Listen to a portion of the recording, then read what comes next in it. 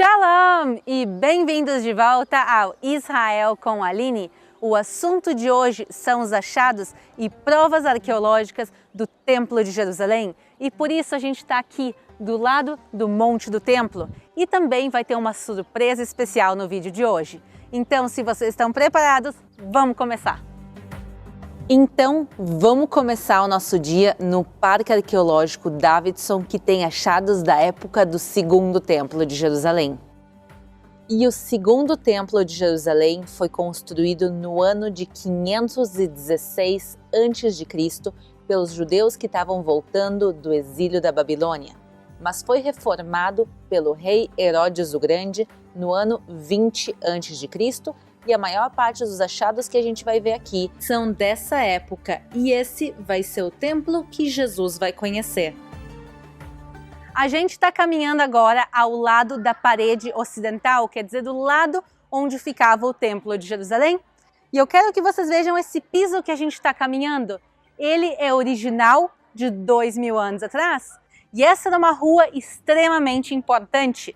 Essa era a principal rua de comércio naquela época, quer dizer, dos dois lados tinham lojas que vendiam de tudo e a gente vai agora ver uma dessas lojas. Vamos lá!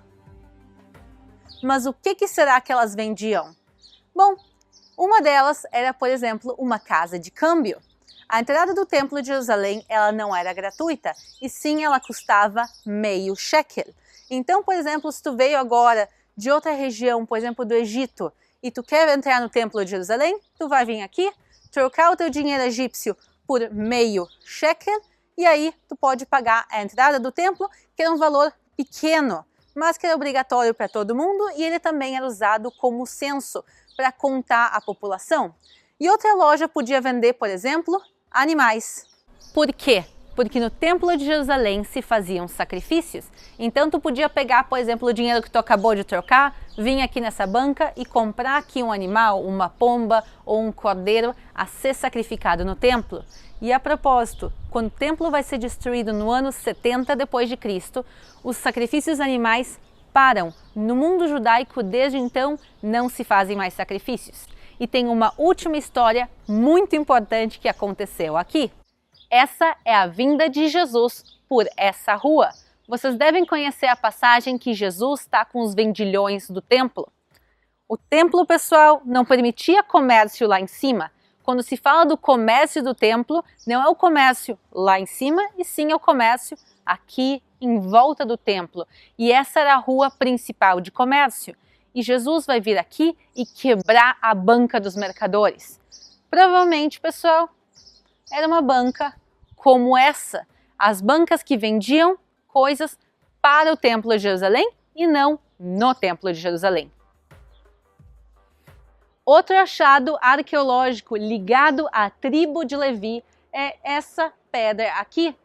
Isso aqui era a ponta sudoeste do Templo de Jerusalém e se achou aqui uma inscrição que está escrito Lebeit Atkiah Leavdil. E aí provavelmente continuaria a frase escrito Leavdil ben Kodesh lechol. O que isso quer dizer? Lebeit Atkiah, a casa do tocar das trombetas, para separar o sagrado do comum. Pessoal, olhem que incrível! Esse espacinho aqui que a gente vê cavado é o local onde ficava um levita e aqui ele tocava as trombetas para anunciar o início das festas judaicas, para iniciar o Shabat. E isso é feito, pessoal, até os dias de hoje. Não com levitas e com trombetas, mas em Israel, em boa parte das cidades, como Jerusalém, tem uma pequena sirene que toca nas sextas-feiras, anunciando o início do Shabat, uma tradição que vem desde a época do Templo de Jerusalém. Então, essa pedra aqui, ela ficava lá em cima, na ponta do templo, e aqui ficava o levita para anunciar e tocar as trombetas. Mas antes de se subir ao Templo de Jerusalém, tinha uma coisa que todo mundo tinha que fazer, que é se purificar. E como se faz a purificação no judaísmo? Através da mikve. A mikve é um banho ritual e claro que nas escavações arqueológicas em volta do templo, o que a gente vai encontrar? Mais de uma dezena de mikvas só aqui nesse pequeno espaço. Então vamos entrar numa delas e ver como ela é. Como se entrava? como a pessoa veio ao mundo, se vocês bem me entendem, e era, claro, separado entre homens e mulheres. E a gente consegue ver essa divisão aqui, porque quem estava descendo estava impuro e quem subia já estava purificado. E como vocês podem ver, tem água dentro, mas a água não está muito limpa, então eu não vou entrar. Mas a pessoa chegaria até aqui embaixo, tem essa piscina aqui cheia de água, a pessoa faz o seu banho de imersão e aí sobe pelo outro lado e aqui justamente a divisão. Vamos seguir o nosso passeio agora. Nós estamos agora caminhando por cima das escadarias que eram a entrada sul do Templo de Jerusalém. Quer dizer, daqui se podia subir e entrar no templo. E essas escadarias foram construídas pelo rei Herodes o Grande por cima das escadarias mais antigas que ficavam aqui. Agora, uma coisa estranha, entre aspas, aqui é os degraus. Vejam que tem um degrau grande e de repente um degrau pequeno. Um degrau grande e um degrau pequeno. Porque os arquitetos não sabiam fazer escada porque os degraus têm tamanhos diferentes. Isso tem um motivo e é muito bem pensado. Pensem que se chegasse alguém aqui há 2000 anos atrás e visse quão grande, quão colossal é o Templo de Jerusalém e ele começa a ficar emocionado e ele quer subir correndo no Templo de Jerusalém, se tu sobe correndo numa escadaria como essa, tu vai cair. O objetivo dessas escadas é fazer quem sobe correndo cair nelas, para que todo mundo respire fundo, suba devagar, com o respeito que o Templo de Jerusalém merece. Então, vamos subir agora com calma também. O pináculo do templo, o local onde aconteceu uma das tentações de Jesus, ele está logo ali, a gente consegue ver a ponta, o final da parede sul, onde começa também a parede oriental. E para quem não viu, pessoal, mais sobre o pináculo do templo, eu vou deixar um link aqui em cima para o vídeo anterior. Aqui atrás de mim a gente vê 3 arcos colossais. Eles são os portões de Hulda. Hoje em dia, como a gente vê, eles estão fechados. Eles eram um dos principais acessos ao monte do templo. Esses 3 portões, eles eram a entrada para o monte do templo e um portão duplo que fica mais para lá, ele era a saída. E pessoal, organizado, mesmo há 2000 anos atrás, tem um lugar designado para a entrada, um lugar designado para a saída, com uma exceção, os enlutados. Quem estava de luto tinha que entrar pela saída e sair pela entrada. Por quê?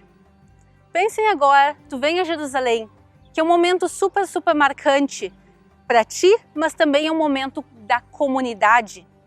E se tu tá agora saindo pela entrada, todo mundo que está passando na direção oposta está te vendo.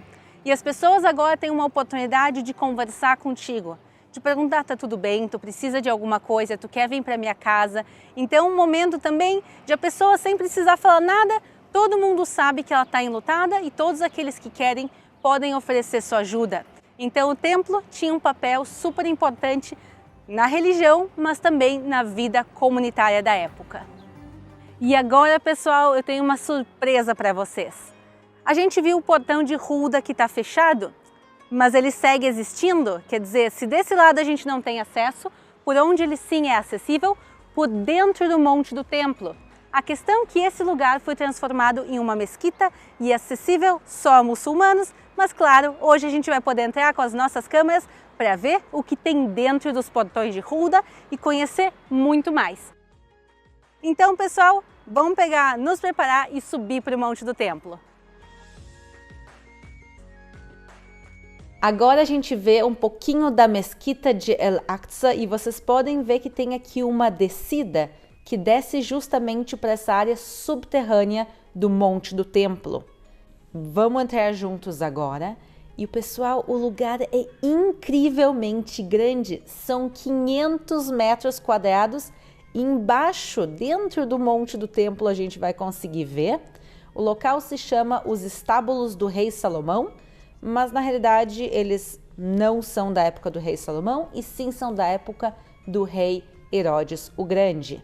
E por que esse lugar foi construído? Primeiro, aqui passavam também algumas das entradas para subir ao monte do templo, como a gente viu pelo portão de Hulda do lado de fora. Tu entraria por um desses túneis e tu poderia subir e sair direto no monte do templo. e parte eram depósitos também para coisas que eram necessárias se guardar para o Templo de Jerusalém.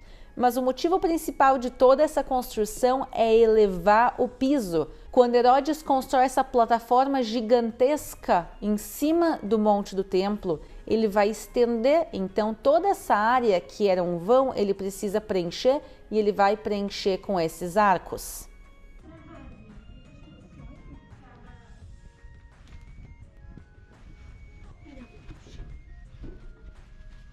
E agora com essa caminhada vocês têm um pouco mais da ideia do tamanho desse lugar. Mas eu quero agora passar para o ano de 1996, quando a El-Waqf, que é a organização muçulmana encarregada do Monte do Templo, eles decidem transformar esse lugar em uma mesquita. A mesquita se chama El Marwani e ela tem lugar para 10.000 pessoas. Vejam quão grande é esse lugar. 10.000 pessoas podem rezar aqui e a justificativa deles era principalmente por inverno, para se poder rezar na época do Ramadã sem pegar chuva na maior parte do Monte do Templo, que é a céu aberto. Até então, tudo isso aqui existia. Claro, isso aqui tem 2.000 anos. Eles estavam cobertos de areia, de restos arqueológicos que se acumularam nos últimos séculos. O pessoal da El-Waqf, o que eles fizeram? Eles pegaram e tiraram tudo o que tinha aqui dentro. Mais de 400 caminhões com restos arqueológicos foram simplesmente jogados fora. E o que então se decidiu fazer? Algumas organizações judaicas, junto com a ajuda do Estado de Israel, eles pegaram essas toneladas de restos que foram tirados aqui e se levaram a um local para fazer escavações arqueológicas. E se acharam lá, pessoal, muitíssimas coisas. Eu, inclusive, participei de alguns dias dessas escavações, onde tu podia achar restos que foram tirados de dentro do Monte do Templo. E, infelizmente, muita coisa se perdeu nesse processo todo. E isso é um bom lembrete de como a gente tem que preservar a arqueologia, porque as coisas muito facilmente podem se perder. Outro portão que dava acesso ao Templo de Jerusalém é esse aqui atrás de mim.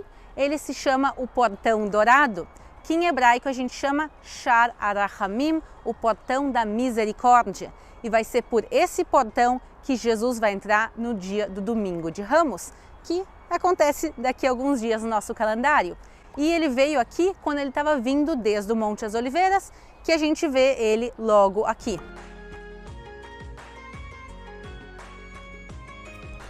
E tem mais um lugar onde tem achados incríveis do Templo de Jerusalém, e ele é o Museu de Israel. E para lá a gente vai agora.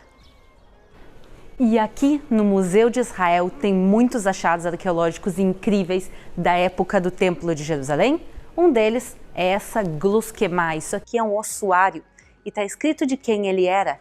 Ele era de Yosef Bar Caiafa, que é Caifás, o sumo sacerdote do Templo de Jerusalém, o mesmo sacerdote da época de Jesus. E tem mais um sarcófago que eu quero mostrar para vocês. Venham comigo. Aqui o sarcófago do rei Herodes o Grande. E esse sarcófago, como vocês podem ver, ele está todo quebrado em pedacinhos. Por quê? O rei Herodes não era muito querido em vida e nem depois dela. Quando ele falece, ele vai ser colocado nesse sarcófago no Herodion, num lugar fantástico que a gente vai conhecer outro dia, e depois que ele coloca um sarcófago dele lá, rebeldes vão e quebram o sarcófago e rolam montanha abaixo, e por isso o sarcófago está aqui hoje no museu, reconstruído, mas os ossos desapareceram. Aqui do nosso lado a gente vê parte da armadura e das armas usadas pelos soldados romanos na destruição do Templo de Jerusalém. Eles conseguem destruir o edifício do Templo de Jerusalém, mas eles não conseguem destruir a sua memória e a história. Passados quase 2.000 anos, a gente segue aqui em Jerusalém e a gente segue contando essa história, a história do Templo de Jerusalém, o coração do povo de Israel. Espero que tenham gostado do vídeo do dia de hoje. Não esqueçam de se inscrever aqui no canal para mais vídeos sobre Jerusalém, Israel e o Templo de Jerusalém. Um beijo, shalom e até a próxima!